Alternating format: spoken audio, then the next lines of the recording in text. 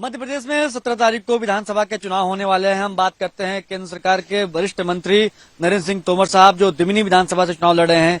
तोमर साहब, बुधवार को चुनाव प्रचार खत्म हो जाएगा। चुनाव की कैसी तैयारी है आपकी? भारतीय जनता पार्टी की चुनाव की दृष्टि से तैयारी पूरी है।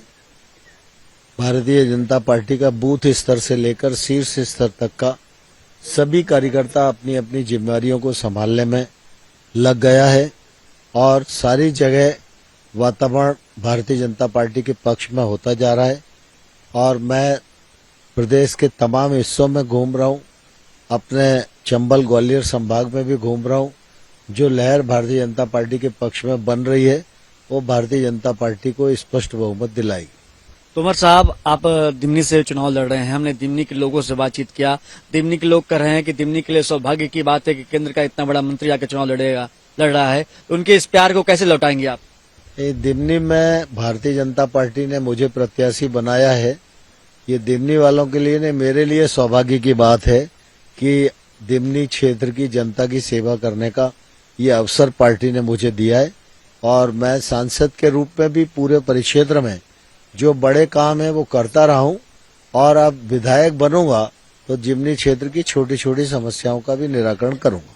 और जिस तरह से कांग्रेस पार्टी आप पर आरोप लगा रही है कि आप लोगों ने विकास नहीं किया मध्य प्रदेश में, इस पर आप क्या कहेंगे? मैं समझता हूं कांग्रेस पार्टी दिवालिया हो गई है। 2003 से पहले यहाँ कांग्रेस की सरकार थी। इन सब लोगों से पूछो कि पूरे मुरैना जिले में एक भी सड़क नहीं थी, एक गांव में लाइट नहीं थी।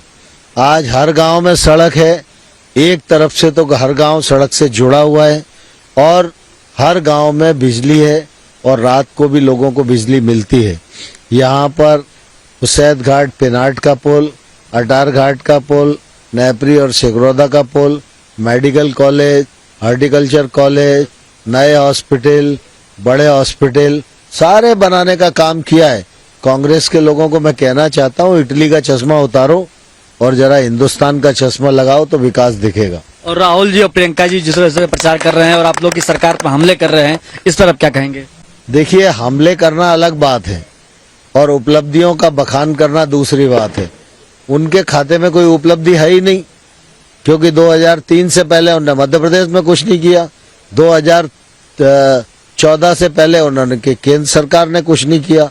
इसलिए दुष्प्रचार करके जनता को गुमराह करने का असफल प्रयत्न कर रहे हैं, जिसमें वो सफल नहीं होंगे। और इस बार कितने सीटें जीतने का अनुमान आप लोग लेके चल रहे हैं? भारतीय जनता पार्टी मध्य प्रदेश में स्पष्ट बहुमत प्राप्त करेगी।